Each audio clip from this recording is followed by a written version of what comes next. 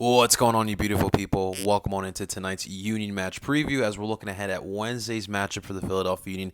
A tough one as they have 2 in 1 week. They'll be first heading over to Dallas, Texas to face off against FC Dallas. And it won't be an easy matchup. It's going to be hot as all heck, and that's really going to be the key to this matchup between the Union and Dallas. And of course, Dallas is a much better team this year, being in third place in the Western Conference. And it's a young bunch that it's got a lot of speed and some really good technicality. And it's going to be very interesting to see how the Union in a midweek match, considering 2 in 1 week, how the Union kind of treat this. The lucky and the good part about it is that Saturday's matchup is not going to be too difficult, but we'll talk about that later on when that time comes. I really want to thank everyone for checking on in tonight's Union match preview as we look at the midweek match against Dallas. Currently, right now, as everyone knows, I'm in the process of moving. I'm currently moved in. Wi-Fi was working great, and then we recorded Duke by the River, and it crapped out on me, which is the life of a YouTuber or whatever podcast you want to say. You're always going to go through these obstacles, but for the time being, until I can figure out this Wi-Fi situation, we'll be doing these cell phone recordings. I know I hate it. I love doing the lives. I love interacting with you guys and having you guys be a part of the show. It's the best part about what I do. But for right now, with what's going on, we want to get these content out for you. And, I think this is the best case scenario as well. So for the time being, we'll be doing it like this. The same thing will go for Philly's game recap until we can get this Wi-Fi situation figured out. But thank you so much for tuning on in, guys. And then real quick, guys, make sure you guys hit the like button. That would truly mean the world to me, so we keep pushing this out there. And, of course, if you haven't already, make sure you guys are subscribed to the YouTube channel. Never miss out on any of this Philly sports content. We cover it all, so don't ever miss out on any of this content. So before we dive into today's Union match recap, our Union match preview, I want to say real quick, today we got the first look of St. Louis City's new grounds. Obviously, St. Louis gearing up for next season's, inaugural season, and it's gonna be a big deal, guys. Like, I really want you guys to understand that. I know for a lot of soccer fans, might understand St. Louis as a sports town, but as someone who grew up with American sports, someone who grew up with the NFL. I remember the St. Louis Rams. I remember when the St. Louis Rams knocked us out of the 2001 playoffs in the NFC Championship game. But besides all that, St. Louis is a fantastic sports town. You guys always hear me advocate for the sports town because it's truly and honestly a really underrated sports town. The fact that Kroenke took the Rams out of St. Louis is one of the biggest robberies, one of the biggest just disgraceful things that we can see in sports in general. St. Louis was a proud football town. Before they left St. Louis for LA, they were a team that was a mediocre ball club, and they were still putting out numbers as far as attendance goes. You saw what the Blues run did a couple years ago, how St. Louis was super animated, and obviously it's always been a baseball town.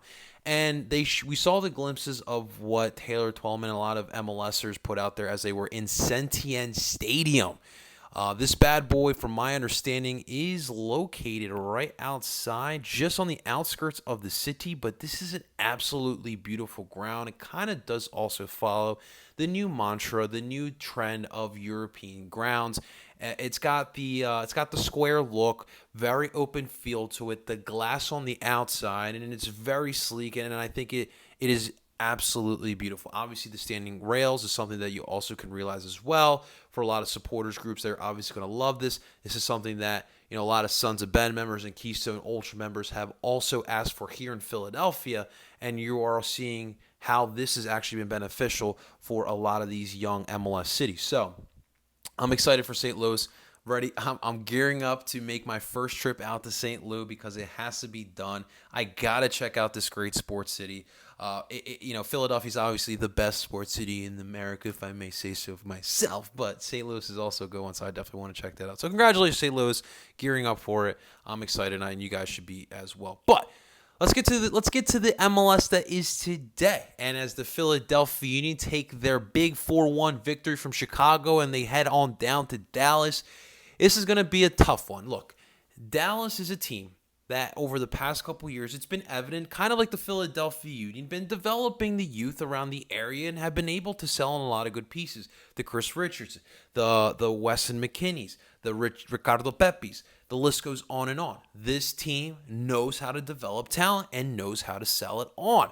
And this year, despite the past couple of years of just buying young and selling or developing young, selling them off, it seems like the organization and the Hunt family have kind of put their cards into building a championship caliber team, and that's what they did. They have one of the most deadliest front lines in attack, besides obviously the Philadelphia Union, dare I say, but there's a lot of speed on this team, a lot of good technical ability, and it's going to be interesting to see how the Union in a midweek match kind of go up against FC Dallas. That front line, Areola, Ferreira, and Velasco, it is going to be dangerous, and it's going to be a nice challenge for the back line of the Union. Glesnes and Elliott. Look, Elliott, you guys have heard me. I've been coming on him. I've seen some lackadaisical play over the past couple games, even though I know that Elliott did make the All-11 for the MLS. That's fine and all, but let's not also forget the turnover that he had that led to a Chris Mueller goal in the last match. He's also been beaten by guys like Brenner and Brandon Vasquez, which, yes, I do know that others have been burned by him as well, but when I look at Elliott, when I look at Glesnes, I look at the best MLS back line. And when you are the best MLS back line, you need to go out there and you need to play like you are the best MLS back line. So this is going to be a great challenge and a great test.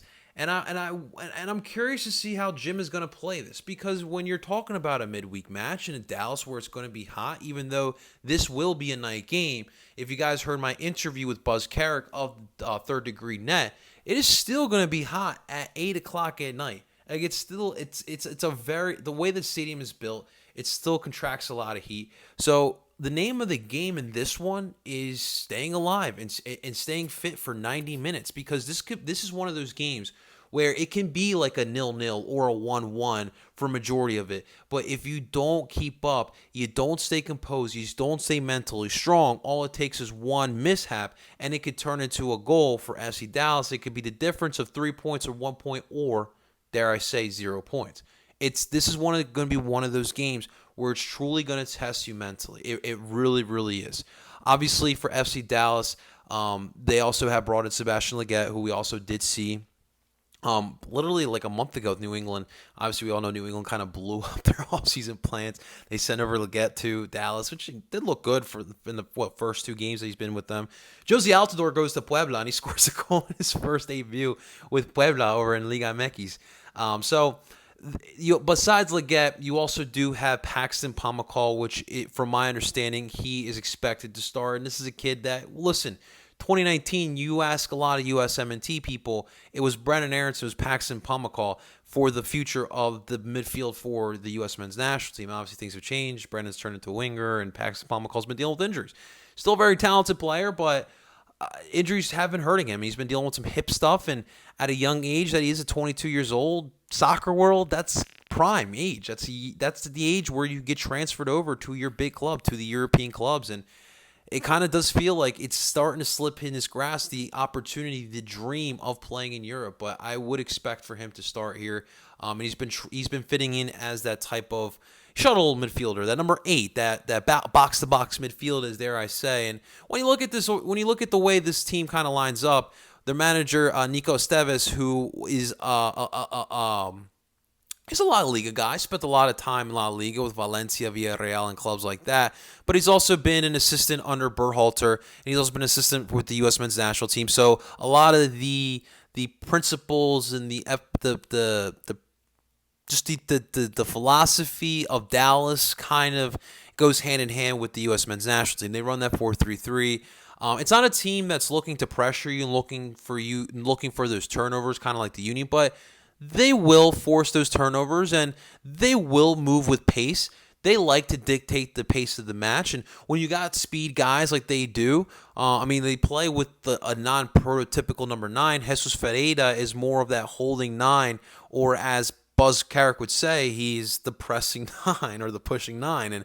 And so when you look at Jesus Ferreira, dude's going to be working a lot. He's going to be all over the pitch, all over the final third.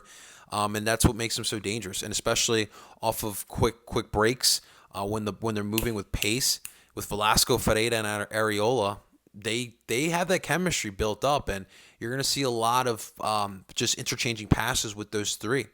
Very similarly to how the Uni kind of like to move the ball as well on the attack with Gazda, Carranza, and Ua. And I'm really curious how Jim's going to handle him. Like, the one thing is Mikel Ua, we haven't really seen him 110% fully fit, and it's going to be interesting to see how he takes care of that in a spot like Dallas, where we just talked about how it could be really grueling as much as the work that these guys are going to be doing. So curious to see how they would handle it. I mean, look, I love Jim, and you guys know my one gripe is that, the way he handles the rotations and just the lack of rotations that it is. But I'll be honest, like, this is the type of game where I would consider it.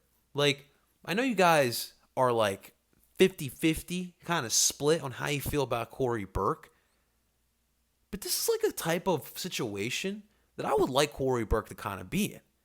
We talked about the Heat and how Dallas kind of likes to move with the ball.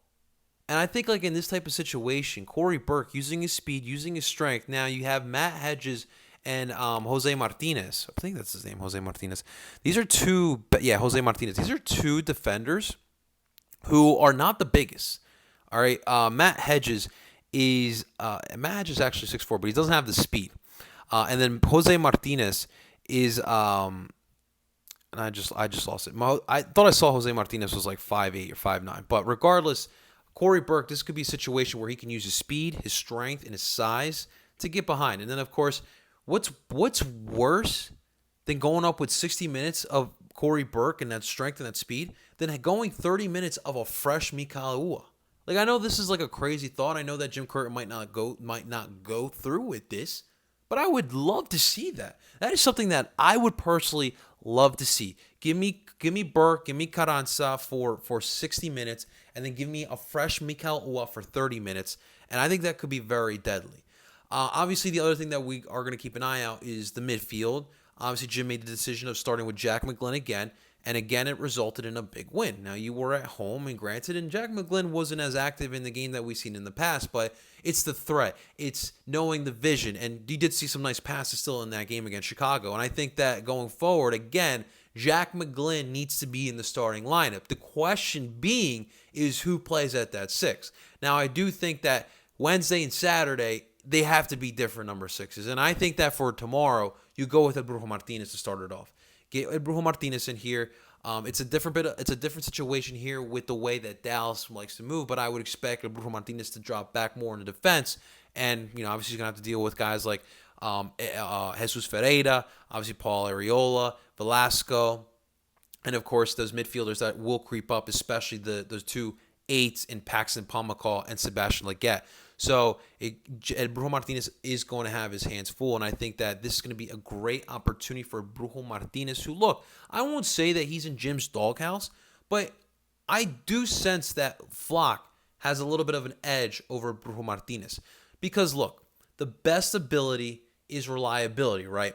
And in this instance, we all know that Leon Flock we can rely on. We know Leon Flock, what he will give us. He may not provide a lot on the attack, but we do know he'll give us his effort. He's a solid defender, and more importantly, he won't get in a lot of car trouble. Whereas El Brujo Martinez, look, in the end, this is going to be a match of two really good clubs in a tough situation with the Heat, and it's going to be a long, grueling night, especially with a lot of speed on this pitch.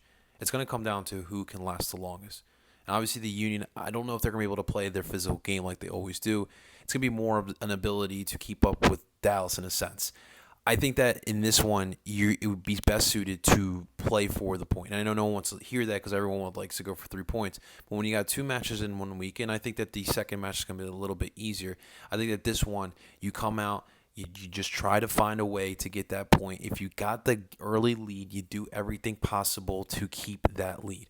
I know some people hate to say this, but this is an opportunity here where I can predict the Union to park the bus. Yes, I said it. Park the damn bus. Get the points. Get out of Dallas. Let's head on to D.C.